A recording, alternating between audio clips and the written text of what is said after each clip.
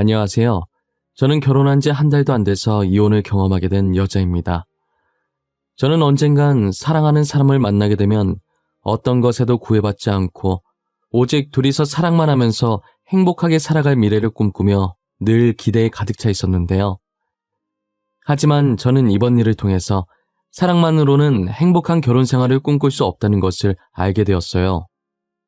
드라마나 영화를 보면 빈부격차 심한 주인공들이 만나서 결혼하고 행복하게 잘 살잖아요. 저도 사랑만 있다면 주인공들처럼 모든 것을 이겨내고 잘 살아갈 수 있을 줄만 알았어요. 하지만 드라마는 드라마일 뿐 겪어보니 현실은 전혀 그렇지가 않더라고요. 저처럼 사랑만 가지고 결혼을 결심한 분들이 계시다면 꼭 사랑만으로 되는 건 아니라는 걸 깨닫고 늦기 전에 다시 한번 생각해 볼 시간을 주고 싶은 마음에 이렇게 사연을 보내게 되었어요. 제 결혼에 대한 로망을 산산히 깨부순 장본인들은 바로 시댁 식구들이었습니다. 저는 시댁 식구들처럼 한순간에 얼굴이 바뀌는 사람들을 본 적이 없었어요. 결혼하면 본색을 드러낸다고 하더니 결혼하자마자 자신들의 본색을 제게 보여주더라고요. 지금이 조선시대처럼 결혼했다고 평생 자기 식구가 되는 게 아닌데 말이에요. 제가 멍청하게 사랑 하나만 가지고 결혼을 했던 사람은 아버지의 친구분의 소개로 만난 남자였는데요. 아버지께서는 드라마나 영화에서 나오는 세트장을 제작하는 회사를 운영하고 계셨어요. 처음부터 그런 사업을 하신 게 아니라 다른 사업을 하시다가 제가 드라마와 영화를 너무 좋아해서 딸이 보는 드라마나 영화에 자신의 작업물이 등장하면 좋을 것 같다는 생각에 시작하셨어요. 다른 사업도 해보신 분이라 그런지 건너 사업하시는 사람들을 많이 알고 계시더라고요. 그 중에서도 아버지와 엄청 친하시고 제가 삼촌이라고 부르는 분이 계셨는데 자기 지인의 아들 중에 정말 괜찮은 애가 하나 있다고 제게 만나보지 않겠냐고 하시는 거예요. 당시 제가 남자 만날 생각이 전혀 없었어서 선뜻 만나보겠다고 하지 않았고 떨떠름한 제 표정을 보신 삼촌은 아버지와 비슷한 사업을 하는 집안이라고 만나만 보라고 하더라고요. 저는 삼촌이 괜히 제게 이상한 사람을 붙일 것 같지는 않아서 삼촌만 믿고 만나겠다고 했어요. 처음 만났을 때 남편은 꾸민 듯 안 꾸민 듯 검정 슬랙스 바지에 흰색 티 한 장만 걸치고 나왔더라고요. 비율이 좋아서 그런지 아무것도 없이 그냥 티 한 장만으로도 귀티가 철철 흘러 넘치더라고요.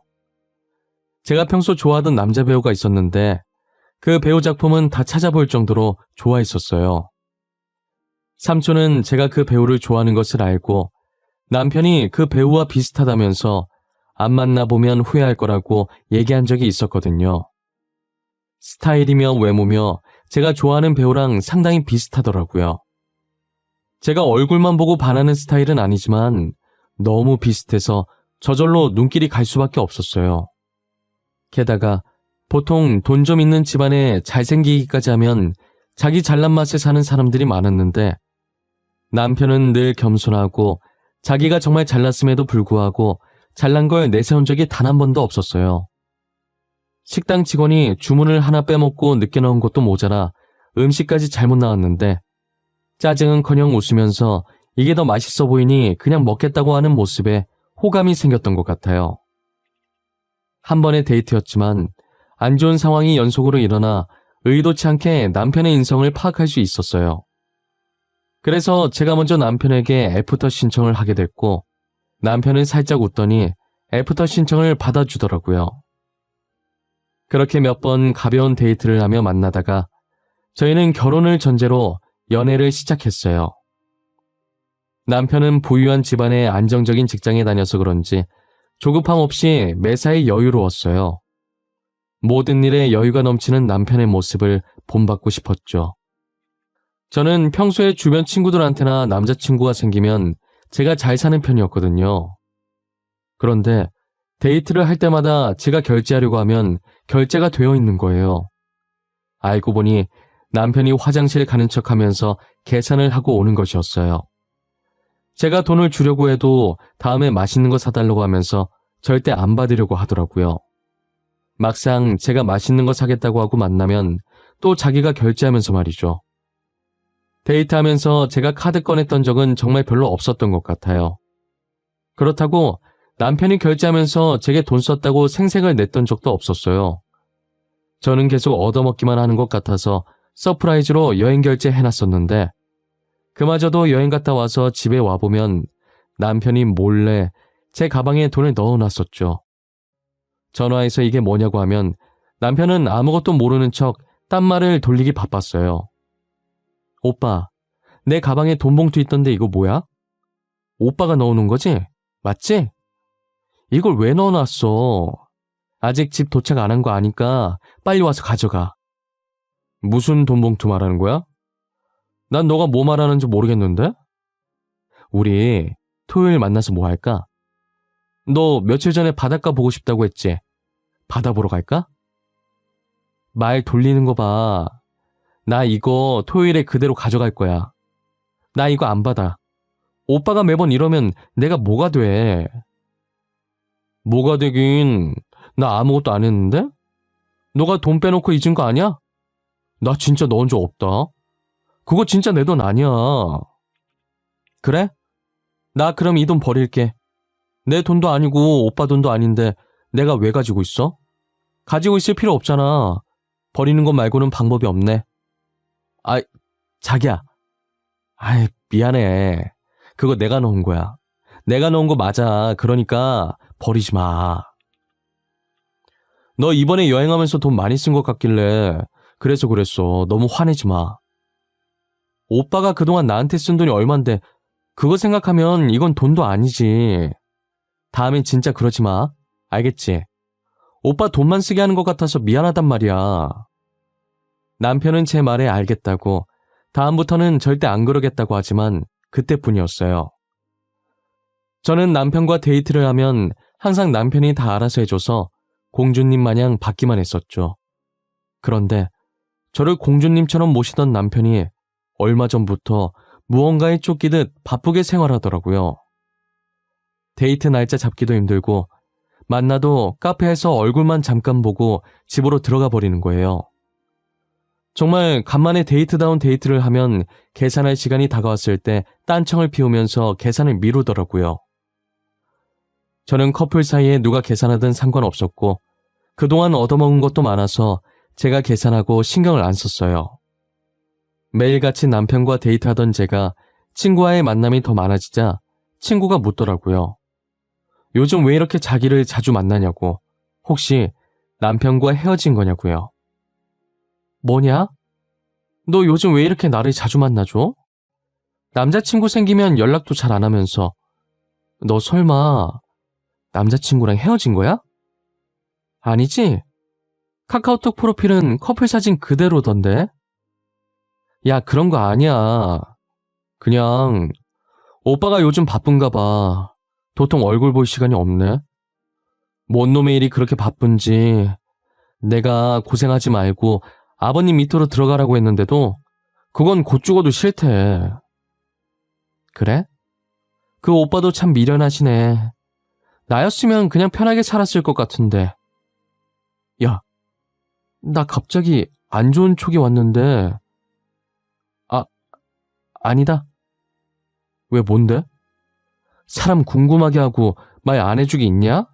빨리 말해봐. 무슨 촉이 왔는데. 내가 알아서 걸러 들을 테니까 말해봐. 아니, 진짜 심각하게 듣지는 말고 그냥 내 느낌이 그렇다는 거니까 걸러서 들어. 알겠지? 혹시 너네 오빠 데이트 날짜 잡으려고 하면 피하고 연락도 잘 안 되고 너한테 돈도 잘 안 쓰셔? 야, 어떻게 알았어? 데이트 날짜는 뭐 내가 너 만나는 횟수 보면 알 거고 원래 연락 잘 됐었거든? 요즘 진짜 안 돼. 뭐 하는지 모르겠는데 몇 시간 걸러 한 번씩 와. 돈도 안 쓰는 것 같기도 하고. 진짜? 이거 꽤 심각하네. 전에 내가 남자친구랑 어떻게 헤어졌는지 알지? 그놈 바람 피웠었잖아. 그놈이 딱 이랬어. 맨날 데이트 피하고 연락 안 되고 돈도 나한테 안 쓰고 걔한테 썼었지. 에이, 그건 아니야. 우리 오빠 여자인 친구도 없어. 남중 남고 출신이라 회사에서도 다 남자 직원들밖에 없었어. 혹시나 남녀 문제 생길까봐 사장님이 남자만 뽑았다더라. 저는 당시엔 친구의 말을 귀담아 듣지 않았었어요. 하지만 남편은 제가 결혼하자는 말에도 계속 대답을 피하고 다음으로 미루더라고요. 그러면서 친구의 말대로 정말 남편에게 다른 여자가 있는 게 아닌가 하는 의심이 들기 시작했죠. 그게 아니라면 갑자기 저를 이렇게까지 피할 이유가 없을 것이라고 생각했거든요. 그렇게 혼자서 단정 짓고 나니 남편에게 정이 떨어지는 거예요. 헤어질까 말까 고민하고 있을 때 남편이 술에 취해서 저한테 전화했더라고요. 저는 술 취했으면 그냥 집에 가서 자라고 했는데 제게 꼭 할 말이 있다는 거예요. 제가 술 깨고 제정신일 때 말하라고 하자 제정신일 땐 못하겠어서 술 기운 빌어서 하는 거라고, 말할지 말지 고민 정말 많이 했으니까 지금 이렇게 마음먹었을 때 제발 나와달라고 하더라고요. 목소리도 평소답지 않게 기운이 없어 보여서 남편이 기다리고 있겠다고 한 공원에 나갔어요. 남편은 술에 많이 취했는지 앉아있는데도 고개를 꾸벅거리며 휘청이더니 저를 보자마자 씩 웃더라고요. 자기 옆에 앉으라는 듯 손으로 옆자리를 두드리길래 한숨을 쉬고 남편이 두드린 자리에 앉았어요. 그러더니 작은 목소리로 주저리 이야기를 하기 시작하더라고요. 시영아, 나 너랑 헤어지기 싫어. 요즘 너 눈 보면 나한테 헤어지자고 할 것 같아. 있잖아, 사실 그동안 말 못했는데 우리 집 사정이 많이 안 좋아. 부모님 회사가 많이 힘들어. 그게 무슨 소리야? 아버님 회사가 힘들다니. 나 삼촌한테 그런 말 들은 거 없는데? 얼마나 어떻게 힘든 건데 이렇게 심각한 일을 왜 혼자 앓고 있었어? 내가 지금껏 모았던 돈으로 어찌저찌 버티고 있었는데 턱없이 부족하네? 아마 아저씨도 모를 거야. 주변 사람들한테 피해주기 싫어서 말 안 했어. 혼자서 얼마나 힘들었어. 나한테 말 좀 해주지. 나는 그것도 모르고 오빠가 다른 여자 생긴 거 아닌가, 나한테 질린 게 아닌가 이런 생각만 했는데 너한테 떳떳한 남자가 되고 싶었는데 이런 모습 보이기 싫었는데 그래서 너가 결혼 얘기했을 때도 피했고 데이트하자고 했을 때도 피했어. 돈이 없어서. 나 오빠 여자친구야. 힘들 때 기대라고 있는 사람 아니야? 왜 혼자 그러고 있었어? 내가 얼마 되진 않지만 그래도 모아둔 돈이 있거든? 그거라도 보태줄게. 아니야, 네가 왜 그래. 나 그러라고 말한 거 아니야. 헤어지는 게 무서워서 말하는 거야. 이런 상황인데도 나를 기다려줄 수 있냐고 물어보고 싶어서. 저는 바람 피는 것만 아니면 된다고, 언제든 기다려줄 수 있으니까 이상한 생각만 하지 말라고 했어요. 그리고 얼마 되진 않지만 조금이나마 보탬되고 싶어서 모았던 돈도 남편에게 줬어요. 남편은 고맙다고, 너무 미안하다고 제 손을 붙잡고 울더라고요. 하지만 남편과 제 노력에도 불구하고 얼마 지나지 않아 남편 부모님 회사는 부도 처리가 됐어요. 한순간에 집과 돈을 잃은 시부모님은 당시 남편이 살고 있던 원룸에서 여동생까지 네 가족이 살게 됐죠. 남편은 부모님의 회사가 망하고 더 이상 제게 피해줄 수 없다며 이별을 통보했지만 저는 남편을 이대로 포기할 수 없었어요. 친정 아버지께도 이 상황을 말하고 앞으로 남편과 어떻게 하면 좋을지 조언을 구했어요. 아버지께서는 평소 남편의 인품을 잘 알아서 힘들 때 사람 내치는 거 아니라며 남편이 계속 저를 밀어낸다고 해도 잘 보듬어 주라고 하시더라고요. 아버지의 말씀처럼 아무리 남편이 밀어내도 저는 남편 옆에 꼭 붙어 있었어요. 남편을 비롯해 시아버지, 시어머니, 그리고 신우까지 제가 다 챙겼었죠. 저는 끝까지 남편을 포기하지 않았고 제 바람대로 결혼까지 진행하게 됐어요. 아무래도 집안 차이가 나다 보니 신혼집과 혼수가 걱정이더라고요. 저희가 집을 해가고 시댁에서 혼수를 해주시기로 했지만 솔직히 혼수해주실 형편이 아니셨거든요. 그래서 결혼 비용과 혼수도 저희 쪽에서 처리하자고 친정 부모님께 말씀드렸었죠. 부모님도 사업하는 사람이라 부도나면 얼마나 힘든지 알기 때문에 더 잘 사는 사람들이 도와주자며 제 말에 수긍하셨어요. 대신 저희 집에서 신혼집을 해가는 것이니 당연히 집 명의를 제 앞으로 하는 걸로 했어요. 이 소식을 시어머니께 말씀드리니 뭐가 불만인지 눈썹을 꿈틀거리시더라고요. 어머님, 왜 그러세요? 혹시 마음에 안 드는 거라도 있으세요? 혼수 때문이라면 정말 걱정 안 하셔도 돼요. 혼수도 저희 쪽에서 해갈 거예요. 그게 아니라 집 명의를 네 이름으로 한다고? 아니, 네 이름으로 하는 건 당연한데 우리 아들이랑 공동 명의로 하는 게 아니라 너 단독으로 한다 이 말이야? 네, 그게 왜요? 저희 아빠께서 해주시는 거니 당연한 거 아닌가요? 제 이름으로 하는 게 무슨 문제라도 있는 건가요? 그래도 같이 사는 사람인데 온전히 우리 아들 명의는 아니더라도 공동 명의로는 올려줄 줄 알았는데. 에이, 아니야, 됐어. 네 이름으로 하는 게 당연하지. 시어머니께서는 신혼집을 제 이름으로 한다는 것이 불만이라고 했지만 그래도 쉽게 꼬리를 내리시더라고요. 순간 시어머니께서 명의 때문에 불만을 말하실 때 제가 든 생각이 막장 드라마에서 보던 장면이 눈앞에서 펼쳐지는 건 아닐까 하는 것이었는데 다행히 그런 것 없이 잘 마무리했었어요. 그리고 남편이 시어머니를 닮았던 것인지 시어머니께서 남편 못지않게 저를 엄청 챙겨주시더라고요. 제 눈치도 상당히 많이 보셔서 오히려 제가 다 불편할 지경이었고요. 신혼집 때문에 살짝 삐그덕거릴 뻔하긴 했지만 심성은 좋은 분이라고 생각했어요. 친정 아버지께서 신혼집으로 40평짜리 아파트를 해주셨더라고요. 인근에 지하철역도 있고 편의시설도 많아서 집값이 어마무시했을 텐데 하나밖에 없는 딸이 결혼한다고 힘을 좀 주신 것 같았어요. 정리가 어느 정도 끝났다는 말에 신혼집을 방문했는데 입이 떡 벌어지더라고요. 세트장 일 하시는 분 아니랄까봐 드라마에서 보던 집 같은 느낌이 드는 거예요. 너무 신나서 방방 뛰고 싶었는데 제 옆에 저보다 더 신난 사람이 있더라고요. 시어머니께서는 집이 너무 이쁘다면서 가구 이것저것 만져보시더니 가전제품 몇 가지를 손가락으로 정확히 콕 집으면서 자기 집에도 있으면 좋겠다면서 은근히 티를 내시더라고요. 집안의 모든 물건을 다 헤집을 기세로 서랍도 있는 대로 다 열어 제끼셨어요. 보는 내내 조마조마했는데 시어머니께서는 결국 일을 내고 마셨죠. 주방 서랍에 있던 그릇을 꺼내보시다가 손이 미끄러져서 그릇들을 떨어뜨리셨는데 바로 밑에 있던 커피 머신으로 다 떨어진 거예요. 어머님, 안 다치셨어요? 괜찮으세요? 그러게 왜 남의 집을 그렇게 뒤지고 그러세요? 아이고, 커피 머신도 망가졌네. 이거 50만 원짜리인데.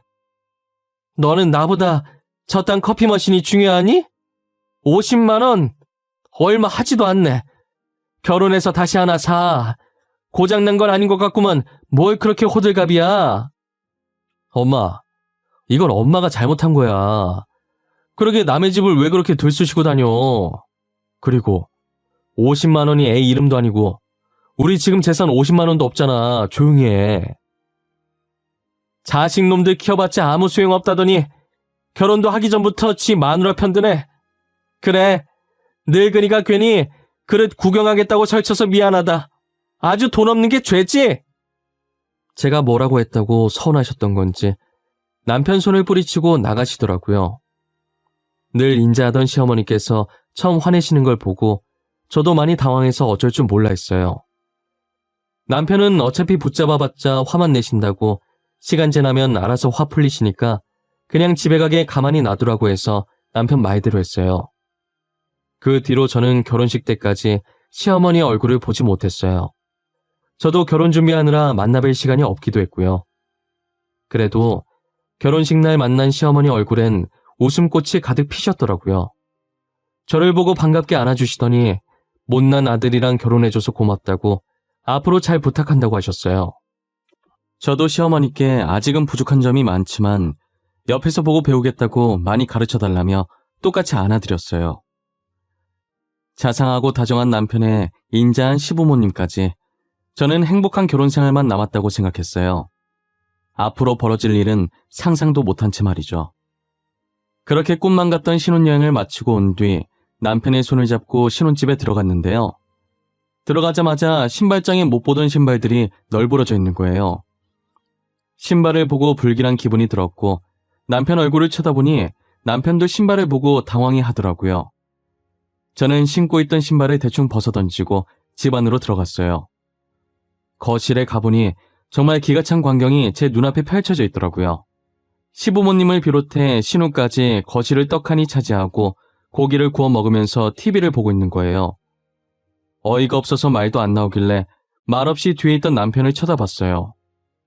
아니, 여보 그게 우리 들어올 때까지만 여기서 살아보면 안 되겠냐고 하셔가지고 우리 들어올 때는 흔적도 안 남긴다고 하셨는데 아직도 이렇게 계실 줄은 몰랐어. 지금 그걸 말이라고 해? 왜 나한테 말도 없이 이러는 거야? 여기 당신만 살아? 나도 살아. 여기 엄연히 내 집이야. 어머님, 아버님, 그리고 아가씨, 정말 죄송한데 저희 집에서 나가주시겠어요? 아가, 우리 이대로 나가면 갈 곳이 없어. 여기 오면서 우리가 살던 원룸 보증금 뺐어. 어차피 방 2개 남던데 한 방은 나랑 영감이 쓰면 되고 한 방은 우리 딸이 쓰면 되지 않겠니? 시댁 식구 보고 나가라고 하니 원룸 계약 기간이 다 돼서 보증금을 뺐다고 하더라고요.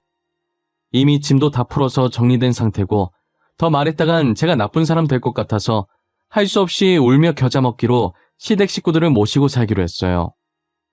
그래도 양심이 있었는지 집주인에게 받은 보증금을 제게 주더라고요. 하지만 저는 그 돈을 받으면 안 됐어요. 자기들은 돈을 냈으니 정당하다고 생각하고 이 방 저 방 휘집고 다니기 시작하더라고요. 저희 방까지 들어오는 건지 간혹 퇴근하면 안방 방문도 열려 있는 거예요. 몇 번이고 들어오지 말라고 했지만 화장실 겹치면 어쩔 수 없다고 하는 거예요.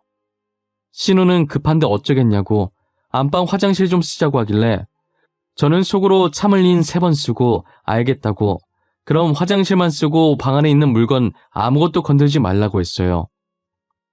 그런데 역시나 안방 화장실만 쓰는 게 아니었어요. 드레스룸에 있던 제 옷들도 제가 걸어둔 대로 안 걸려있고 화장품 서랍에 있던 화장품도 간혹 제대로 안 닫혀 있는 게 신우가 제 물건을 쓰는 게 분명했어요.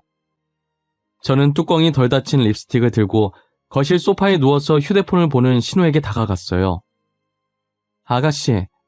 아가씨가 제 립스틱 쓰셨어요? 저번에 제 옷도 입으신 것 같은데 제가 분명 저희 방 화장실만 쓰라고 했던 것 같은데요? 누가 제 허락도 없이 제 물건 쓰라고 했어요? 에이 언니, 그거 한 번 쓴다고 없어지는 것도 아니고 진짜 티 안 나게 썼어요.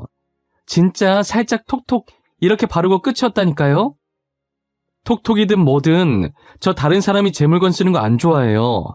그러니까 앞으로 조심 좀 해줬으면 좋겠어요. 아, 네네 알겠어요. 제가 잘못했네요. 다음부터 안 쓸게요. 됐죠? 안 쓰면 될 거 아니야. 그거 좀 썼다고 유나는 다 떠네 진짜. 신우는 제 말에 기분 나쁘다는 듯 궁시렁거리면서 방에 들어가더니 방문을 쾅 소리 나도록 닫더라고요. 가서 한마디 하려다가 제 입만 아플 것 같아서 그냥 방으로 들어와 버렸어요. 그때 그냥 내쫓아버릴 걸 왜 모시고 산다고 해서 이렇게 사서 고생을 하는지 모르겠어요. 시댁 식구와 저는 맞는 부분이 단 하나도 없었어요. 모든 부분에 부딪혔고 사소한 것 하나까지도 어긋났어요. 거기다 시어머니께서는 친구를 만나고 오신 건지 친구 며느리와 저를 비교하시더라고요. 자신과 비슷한 시기에 며느리를 보신 친구는 며느리한테 명품 가방을 받았다고 하면서요. 아무리 지금은 이런 신세지만 왕년엔 잘 나갔던 사모님인데 명품 가방 하나 선물 안 해주냐더라고요. 저는 혼수 준비하면서 시댁 식구들에게 어울릴만한 선물을 다 해드렸거든요. 시아버지께는 명품 머플러, 시어머니께는 조그만 금반지, 신우에겐 명품 지갑을 해줬었어요. 그리고 연애하면서 자잘한 기념일마다 다 챙겨드리고 결혼하고서도 사고 싶다는 거 있으면 사드렸었어요. 그동안 제가 선물했던 것들은 다 잊고서 당장 800만 원짜리 명품 가방을 사달라고 하시는 거예요. 방 안에서 그걸 들은 신우도 불이 나게 나와서는 시어머니 말에 거들더라고요. 시어머니 가방 사면서 자기 가방도 하나 사달라고 밖에 나갈 때 들고 다닐 게 없다고 하면서요. 800만 원이 누구 집 강아지 이름도 아니고 나오라고 하면 뚝딱 나오나요? 저는 당연히 안 된다고 했고 시어머니와 신우는 왜 안 되냐고 따지기 시작하는 거예요. 언니, 저희한테 그 정도도 못 해줘요? 우리가 많은 거 바라는 것도 아니고 가방 하나 사달라고 하는데 그게 그렇게 힘드냐고요. 다른 집 며느리는 특별한 날 아니라도 명품 선물 떡하니 해준다고 하던데 너네 집 돈 많지 않니? 죽을 때 다 짊어지고 갈 것도 아니면서 뭘 그렇게 아껴. 800만 원이 누구 이름이에요? 어머님 아가씨는 800만 원 가지고 계세요? 아니잖아요. 당장 800만 원도 없으신 분들이 왜 저한테 난리세요? 저도 800만 원 없어요. 그동안 우리가 네 눈치 보고 살아주니까 네가 뭐라도 되는 줄 아니? 결혼했으면 넌 이제 우리 집 사람이야. 이 말이 무슨 뜻인지 모르겠어? 시애미 말이 법이라고. 언니, 결혼 생활 행복하게 하고 싶으면 저희 말 들으셔야 할 거예요. 이게 저희 좋자고 이러는 거겠어요? 다 언니 위해서 이러는 거예요. 나를 위해서 그런다고요? 진짜 말 웃기게 하시네. 이게 어떻게 저를 위한 거예요? 다 두 분을 위한 거지. 여튼 저는 가방 사줄 마음 없으니까 그런 줄 아세요. 마음 같아선 싹 다 제 집에서 쫓아내고 싶었지만 남편을 봐서 참았어요. 제가 가방 못 사주겠다고 하자 시위라도 하듯 신우와 시모는 집안을 어질러 놓더라고요. 그래봤자 불편한 건 제가 아니라 하루 종일 집에 있는 본인들이었어요. 저는 회사 갔다 오면 집에 있는 시간이 정말 얼마 안 되거든요. 제가 눈 하나 깜빡 안 하자 결국 며칠 뒤에 자신들이 어질러 놓았던 것을 다 치워놨더라고요. 한동안은 아무 일 없었고 저를 보고도 아무 말 안 하길래 이렇게 잠잠해지나 했어요. 제 직업이 액세서리 디자이너라 제 방에 금으로 만들어졌거나 보석이 박힌 목걸이, 귀걸이들이 많았거든요. 너무 많아서 티는 안 나는데 기분 탓인지 하나씩 사라지는 기분이 드는 거예요. 제가 신우를 의심하려고 그런 게 아니라 최근에 가방을 하나 샀길래 설마 하는 마음으로 조그만 카메라를 화장대 물건들 사이에 숨겨놨어요. 아니나 다를까 신우가 제 방에 와서 목걸이, 귀걸이를 하나씩 가져가서 팔았더라고요. 시어머니도 한통속이었는지 거실에서 신우랑 까르륵거리면서 제 목걸이랑 귀걸이를 팔러 나갔어요. 이건 진짜 선 넘었다고 생각해서 거실에 다 같이 모여있을 때 이혼 서류를 들고 남편 앞에 던졌어요.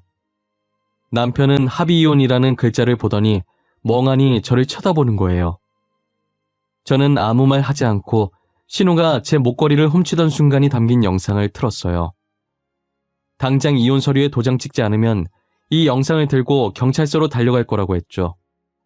신우와 시어머니는 영상을 보더니 굳어서 먹고 있던 사과를 떨어뜨리더라고요.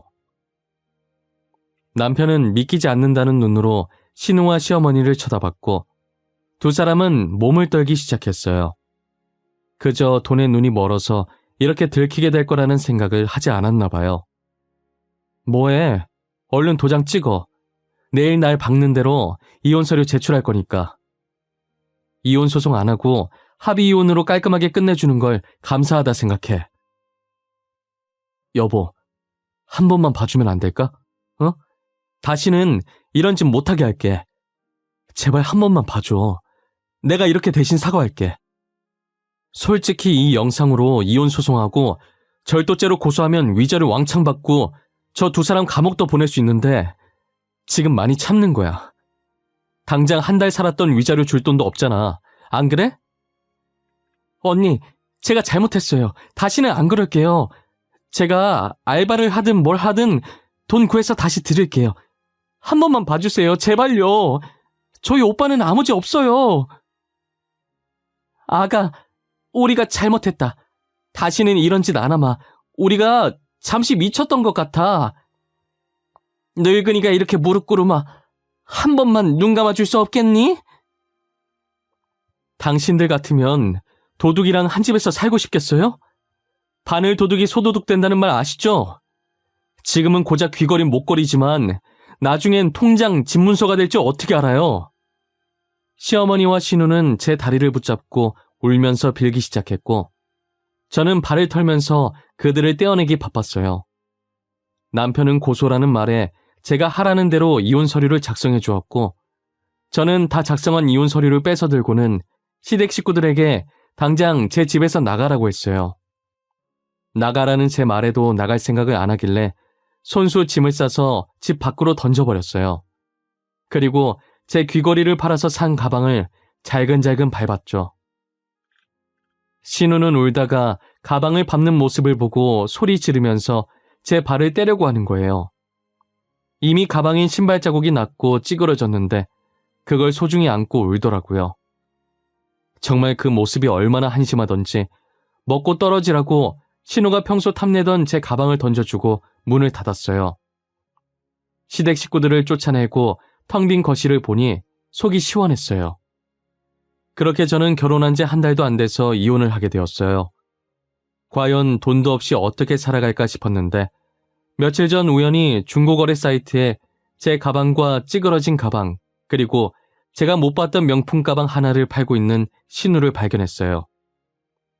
제 가방과 명품 가방은 상태가 좋아서 금방 팔린 것 같은데 찌그러진 가방은 아직 안 팔렸더라고요.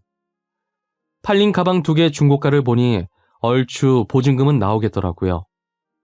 아마도 가방 2개를 팔고 원룸 보증금을 겨우 구한 것 같았어요. 발자국 찍히고 찌그러진 가방 사진이 중고거래 사이트에서 튀어나오는 게 어찌나 웃기던지요. 간만에 배꼽 잡으면서 엄청 웃었던 것 같아요. 우울할 때마다 그 사진 보면서 웃으려고 저장까지 했어요. 고작 한 달밖에 겪어보지 않은 결혼 생활이지만 다시는 경험해보고 싶지 않아요. 차라리 죽을 때까지 혼자 사는 게 더 편할 것 같아요. 제 사연은 여기까지입니다. 제 사연을 보시는 분들 중에서도 결혼을 약속한 사람이 있을 거예요. 사랑의 힘으로 모든 것을 이겨낼 수 있는 사람이 있는 반면 저처럼 사랑의 힘으로도 안 되는 것들이 있어요. 그러니 여러분들도 제 글을 통해 많은 것을 배우고 느끼셨길 바라요. 다들 건강하시고 봄이 다가오듯 여러분들 앞에도 봄처럼 따뜻하고 항상 꽃길만 가득하길 바랄게요.